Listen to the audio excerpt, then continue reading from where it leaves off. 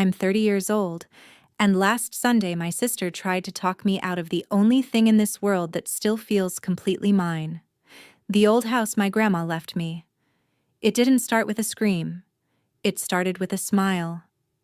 We were halfway through Mother's Day dinner when she set her fork down, folded her hands like she was about to say grace, and said, "You know, it really would make more sense if you gave Grandma's house to us." At first, I thought I misheard her. I asked, "What?" She didn't blink. "I have kids," she said slowly, like she was explaining basic math to a child. "You don't. They need that yard. You're just using it to hide." The room went quiet in that heavy way, where you can hear the air conditioner and the clink of someone's glass on the table. My stomach dropped, not because she wanted the house, but because of how easily she said it. Like Grandma's gift was some extra sweater in my closet I'd been selfishly hanging on to. I tried to explain that Grandma chose me, that I was the one who stayed with her, who painted that porch with her, who listened to every story about how she saved for decades to buy that place. My sister rolled her eyes in front of everyone. "You don't even have a family," she snapped. "You don't need it like we do." When I said no, just one word, her chair scraped back. She grabbed her plate and slammed it down so hard it shattered sauce and glass flying across the table. "Selfish!" she screamed, and when my parents rushed to comfort her instead of asking if I was okay, something in me finally went still. I stopped arguing. I picked up my phone, scrolled to my lawyer's number, and hit call right there at the table. I didn't raise my voice. I didn't make a speech. I stood up, pushed my chair in, and walked out of that house while my sister was still ranting about what I owed her. The second the front door clicked shut behind me, the yelling inside exploded, because that was the moment they realized this wasn't just another fight they could guilt me out of. This time, I wasn't walking away to keep the peace. I was walking away with a plan. And if you think demanding my dead grandma's house because I have kids and you don't is the worst thing my sister did, wait until you hear how far she was willing to go, and how one phone call made sure she lost everything she was trying to take. By the time I pulled into my parents' driveway that afternoon, I already had a bad feeling in my gut. Mom, Linda, had gone all out like she always did for holidays. The front porch was covered in pastel wreaths and a chalkboard sign that said, "Welcome, family," like we were walking into a Pinterest post. Through the window, I could see my sister, Jordan, arranging her kids around the dining table, fixing their hair so it looked messy but cute, perfect for whatever candid picture she'd post later. I walked in with a grocery store bouquet and a bottle of wine, kissed my mom on the cheek, and tried to ignore the way her eyes skimmed over me, checking for a ring that wasn't there. "You look tired," she said instead of hello. "Are you still doing that art thing?" "I'm still illustrating children's books, yeah," I said. "Just turned in a big project." Dad Tom gave me a quick one-armed hug already halfway back to the game on TV. "Good to see you, kiddo," he said. "You staying busy?" Busy. Their favorite word when they didn't understand my life but wanted to sound supportive. Jordan finally turned, all bright smile and perfect lipstick. "There she is," she sang out, "the mysterious lake house owner." She hugged me like we were close, like she hadn't avoided visiting me for months unless she needed free babysitting. Her husband Mark gave me a nod over his beer. The kids ran up yelling, "Aunt Tess." And for a minute, I forgot about the knot in my chest. I like them. None of this is their fault. Dinner started off normal enough. The kids complained about vegetables. Mark talked about sales quotas at the dealership. Mom bragged about Jordan's team hitting some new rank with her wellness products. Every time the conversation swung toward me, it lasted 30 seconds. "Are you still at the lake? Are you ever going to move back here? Don't you get lonely in that big house by yourself?" I kept my answers short. Yes. No. I'm fine. I'd almost made it to dessert without incident. Then Jordan lifted her glass, cleared her throat, and gave that little speech about how lucky I was to have the house. Mom sighed dreamily about Grandma Ruth. Dad nodded along. And right there, with everyone already agreeing Grandma's house was a blessing, Jordan slid in the knife. "That's why it makes sense," she said, "for you to sign it over to us." You know the rest of what she said. You already heard the worst lines. "I have kids. You don't. You're just hiding. You don't need it." But what stung most wasn't the words. It was the silence after. Mom staring at me like I was unreasonable for hesitating. Dad saying, "At least think about it, Tess. You're on your own. They've got a family." Like I wasn't sitting right there. Like I didn't count. Something in me went cold. While Jordan was still ranting about what Grandma would have wanted, my brain slipped to the manila folder in my office back at the lake house. The one with Grandma's handwriting on the tab and a word nobody at that table had ever bothered to ask me about. Trust. That was the exact second I realized this wasn't a conversation. It was an ambush. And I decided I wasn't going to be the quiet, agreeable daughter they could bully out of her inheritance. Not this time. So I made that call to my lawyer, stood up, and walked out. They thought they were watching me storm off in a tantrum. What they didn't know was that I was walking straight toward the one thing that would make sure their little plan was already dead in the water. The drive back to the lake felt longer than usual, like every stoplight was taking a vote on whether I was overreacting. By the time I turned off the main road and onto the narrow lane that led to Grandma Ruth's house, my hands had stopped shaking and gone completely numb. The house came into view. The same wraparound porch I'd scraped and painted with her every summer. The same crooked chimney that leaked until we finally fixed it together. This place wasn't just real estate.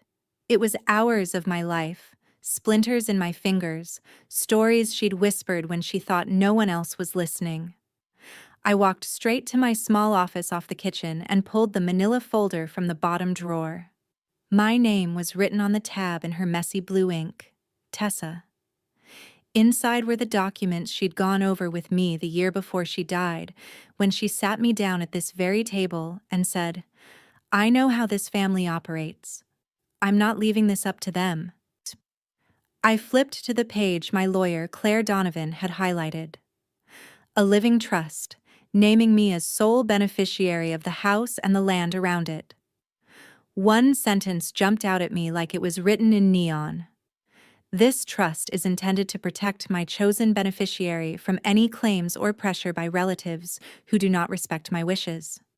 That was Grandma Ruth, polite and sharp at the same time. My phone buzzed on the table.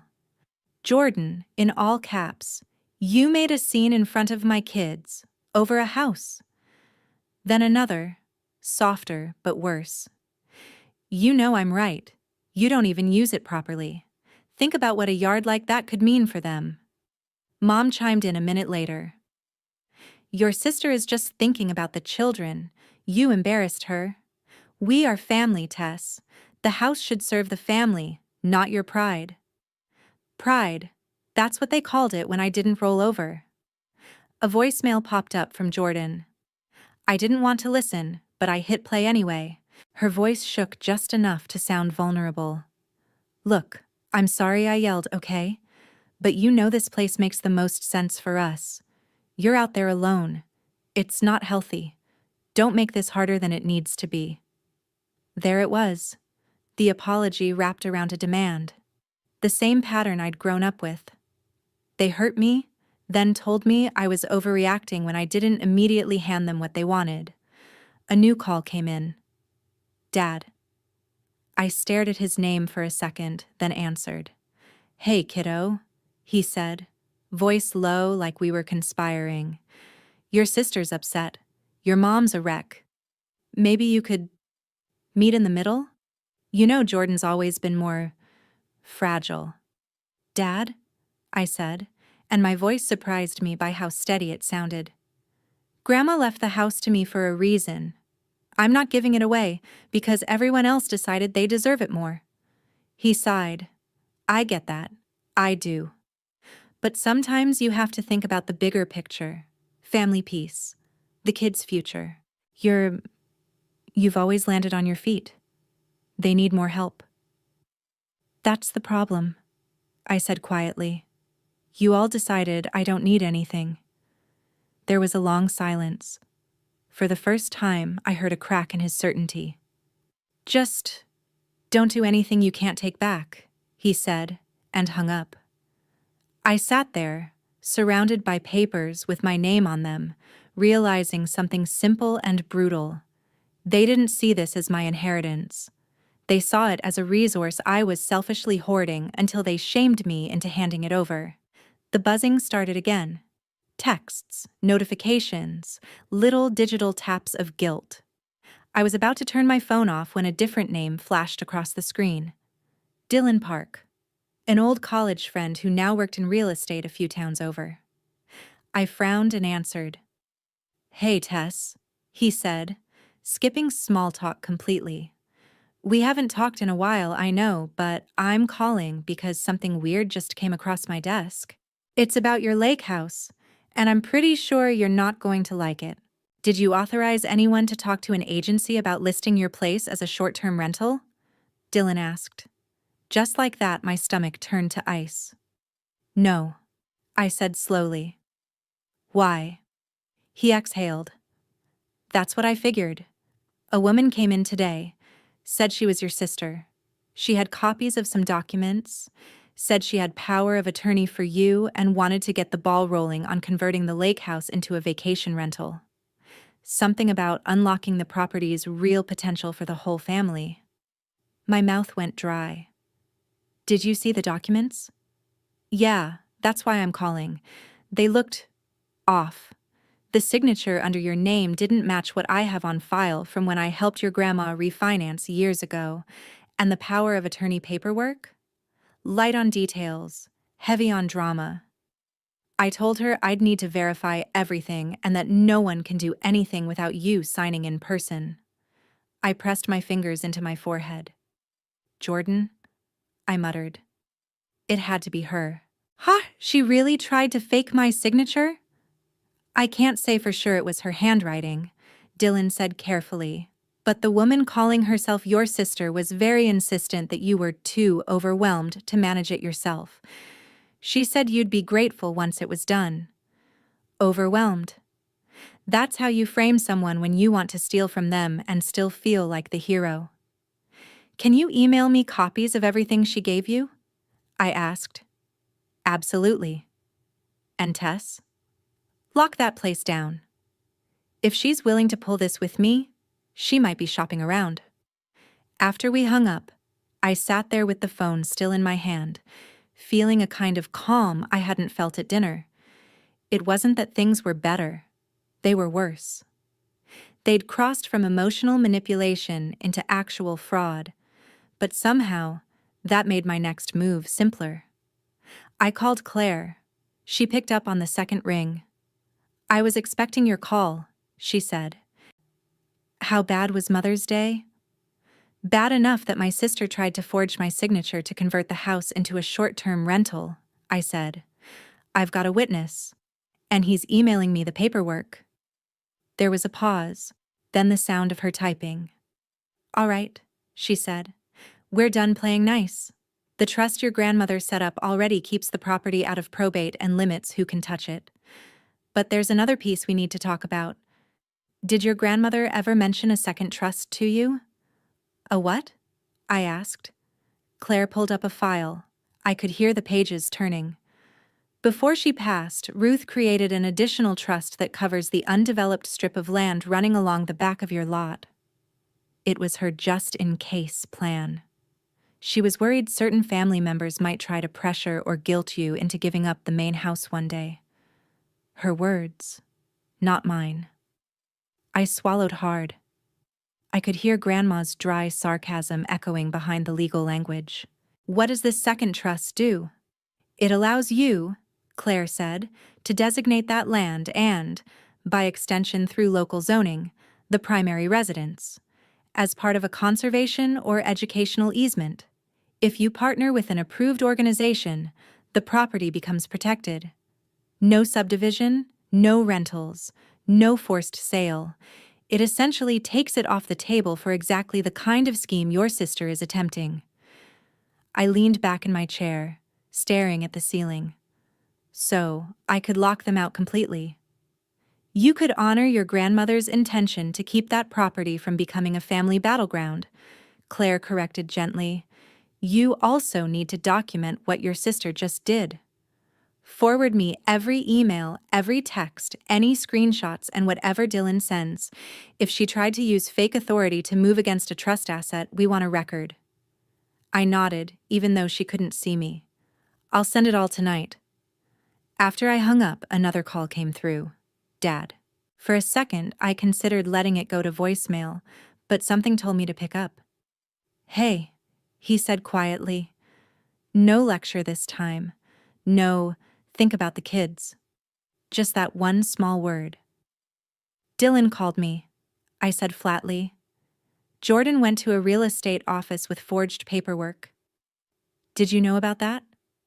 He was silent long enough that I almost thought the call dropped. When he finally spoke, his voice sounded older. No, he said, but I'm not surprised. That hurt more than if he'd defended her. Dad. Your grandmother told me she was putting things in place because she didn't trust the rest of us to do the right thing, he admitted. I thought she was being dramatic. I didn't want to believe any of this would happen. Today I watched your sister scream at you over a house and I realized Ruth was right. I was wrong. I closed my eyes. So what now? Now, he said, you send those papers to your lawyer. You protect what she left you. And if this goes to court, I'll tell the truth about what I saw today, whether your mother likes it or not.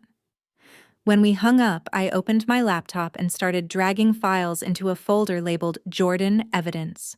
Emails, screenshots, voicemails. Every little piece of proof that this wasn't a misunderstanding. This was a choice she made over and over. You can't control who shares your blood, but you can control what you let them take from you. And I was done letting my sister decide what I owed her. The fallout from that one day didn't hit all at once. It leaked out slowly over the next couple of weeks, like water under a door you thought was closed. First, it was the group chat going quiet. Then I noticed I wasn't tagged in any of Jordan's new family posts. One night, a cousin sent me a screenshot from Facebook. A long caption on a photo of Jordan hugging her kids, eyes red. The words, "Protecting my babies from toxic relatives," under it. She never used my name, but she didn't have to. Some people would rather hoard what they've been given than share with the next generation, she wrote. Imagine banning your own niece and nephew from their great-grandma's house just because you need space. That was news to me. I'd never banned anyone. I was just busy making sure their mother couldn't steal the deed. Still, it spread. Aunts and uncles I hadn't heard from in months started texting things like, "We're praying for you," in this weird, vague way. One of Jordan's team members DM'd me asking if I was okay after the breakdown, like I'd had some kind of public mental health episode instead of saying no. I forwarded every piece of it to Claire. "This is good," she said on the phone. Not emotionally, obviously, but every lie she tells that we can debunk shows a pattern. While Jordan built her martyr narrative online, I went in the opposite direction. I met with a representative from Lakewatch Conservancy, a guy named Dr. Miguel Santos, who showed up in hiking boots and a clipboard and walked the property line with me. He was the first person in weeks who talked about the land without using the words share or fair. Your grandmother picked a beautiful spot, he said, pointing out the native plants I'd never even noticed.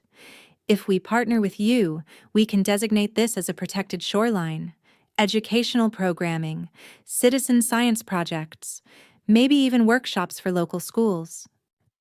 I signed the paperwork with him and Claire at my dining table, right where Grandma used to do her crossword puzzles. With a few signatures, the house and the strip of land behind it shifted from family asset to conservation property with an educational easement, which meant that even if I woke up tomorrow and decided I wanted to sell to Jordan, I legally couldn't. The property wasn't just mine anymore, it was tied to something bigger, and that, weirdly, made me feel safer than I had in a long time. I used some savings to install a security system, cameras at the gate and along the driveway. Not because I thought they'd break in, but because I knew how this family worked. They'd cry, twist the story, swear they never meant any harm. I wanted more than memories this time. I wanted footage. Work picked up too. Maybe it was the relief of finally taking real action, but I found myself pouring more into my illustration projects, saying yes to a couple of online conferences, even teaching a virtual class from my studio with the lake in the background. Every piece of that life felt like proof there was nothing unstable about me being here alone. One afternoon, I was cleaning up paint water when my phone buzzed with a motion alert from the gate camera. I tapped the app, and there they were, Jordan and Mark, standing on the gravel just outside the closed iron gate like they were about to film a protest. Jordan was holding a thick stack of papers, flipping through them dramatically. I hit the intercom. "Can I help you?" Her head snapped up toward the camera. "Tessa," she said, putting on this sugary voice that didn't match the anger in her eyes. "We're here with a petition. Everyone in the family thinks it's only fair that we share ownership of the house. You're forcing all of us out." "Nee." She held up the papers like a prize. "Either you sign an agreement to add us to the deed, or we're going to move forward with legal action. We've talked to people. We know our rights." I almost laughed. She had no idea. "Jordan," I said calmly, "I'm not coming down. You're on camera. If you have anything you want my lawyer to see, go ahead and show it to the lens." Her face flushed. Mark shifted uncomfortably, glancing up at the camera, then back at her. "You really want to do this?" he muttered, not realizing the audio was good enough for me to hear. She squared her shoulders. "You can't hide behind Grandma's ghost forever," she snapped at me. "You're not the only one who loved her. You're not the only one who deserves something." Then she shoved the stack of papers toward the bars like I might magically reach through the screen and take them. I didn't. I thanked her, out loud, for coming by, and told her any further communication should go through Claire. Then I ended the call and watched from my living room as she argued with Mark for a full minute, waving those pages around, completely unaware that every second was being recorded and uploaded to the cloud. That night, I added the video file to my growing folder. Jordan evidence was starting to look less like a collection of petty receipts and more like what it really was, a map of how far my sister was willing to go to claim something that never belonged to her. The video of Jordan at my gate was the last straw. When I showed it to Claire, she watched it twice, then said, "We're done here. This isn't family drama anymore. It's harassment and attempted fraud. I'm filing a civil complaint." Hearing the word complaint should have scared me, but instead it felt like someone finally turned the lights on. Before anything went official, I wanted it all said out loud in front of the people who'd let her act this way for years, so I called Aunt Valerie and asked for a neutral place to talk. She invited everyone to her house and warned them I had the floor. Mom sat stiff on the couch, Dad by the window, Mark looked miserable, and Jordan had her arms crossed like she was already bored. I put a folder on the coffee table and started with Dylan's email, explaining how a woman claiming to be my sister had tried to list my house as a rental with fake power of attorney and a forged signature. Jordan snapped that she was just exploring options, but nobody looked convinced. Then I laid out screenshots of her posts calling me toxic and accusing me of banning her kids, and hit play on the gate video, her own voice threatening legal action and demanding to be put on the deed. The room went silent when it ended. "All of this is already with my lawyer," I said. Mom gasped. "You're suing your own sister?" I told her I was documenting a pattern, and the court could decide what to call it. Finally, I put down the paperwork from Lake Watch and the county zoning office and explained the part that broke whatever fantasy Jordan still had. Grandma's second trust, the conservation easement, the fact that the property was now legally protected for education and the environment. Even if I wanted to add you to the deed, I said, I can't. It's not just about me anymore. Dad admitted Grandma had warned him this might be necessary and apologized for not backing me up sooner. Mom had nothing to say for once. Jordan grabbed her bag, called us insane, and stormed out. A week later, we were in a mediation room downtown, facing each other across a conference table. The mediator went through the complaint, the fake authority with Dylan, the posts, the visit to my gate. Claire laid out the trusts and easement. Under questioning, Jordan had to admit she never had power of attorney and blamed confusion for everything else.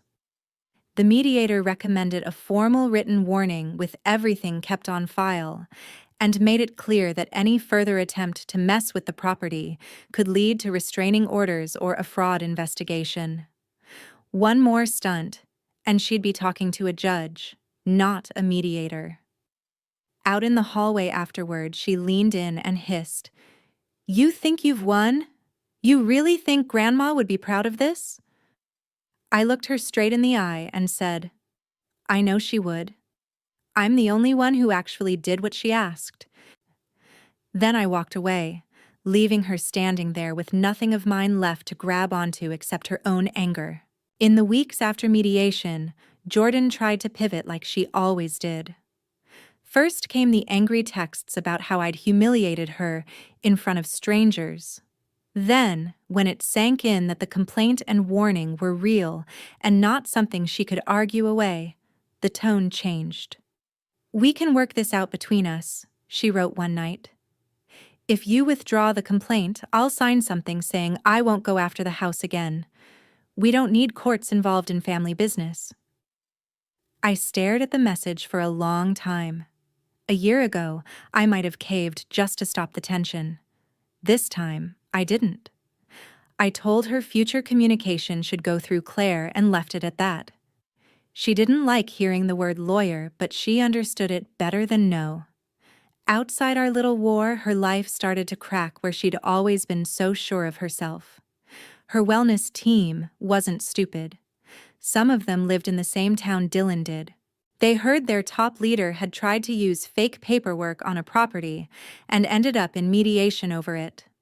A couple of them messaged me privately to say they were stepping back, that the whole thing felt off. A few big customers quietly unfollowed her. The inspirational captions about abundance and good energy kept coming, but the likes dropped. Mark stopped showing up in her family photos as often. When he did, there was a stiffness between them I hadn't seen before. I heard from a cousin that they were fighting about money, about the house, about the way she'd dragged everyone into something legal and ugly just because she couldn't hear the word no. I didn't celebrate that. I didn't have to. Consequences were finally doing what I never could, making her sit with herself. One afternoon, an envelope showed up in my mailbox with my mother's handwriting on it. Inside was a letter and an old photo of me and Grandma Ruth on the porch, both of us covered in paint, grinning. Mom's words were shaky but clear. She admitted she'd favored Jordan because she fit the picture in her head of what a settled daughter looked like. Husband, kids, holidays, chaos. She said she'd told herself I was fine on my own, that I didn't need defending or extra help.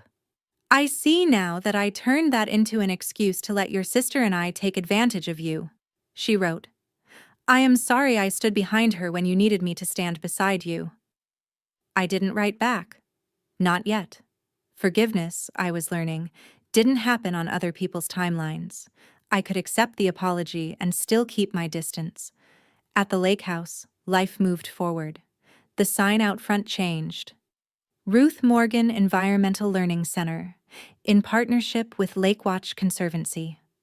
On Saturdays, a school bus would rumble down the lane, kids piling out to test the water, learn about invasive species, sit on the porch while I showed them how to draw the shoreline in their notebooks. Sometimes I'd catch myself looking at them and thinking about Jordan's kids, and it would sting. Then I'd remember. I didn't keep them away. Their mother did. The house wasn't empty, though. It was finally being used for what Grandma always told me she wanted.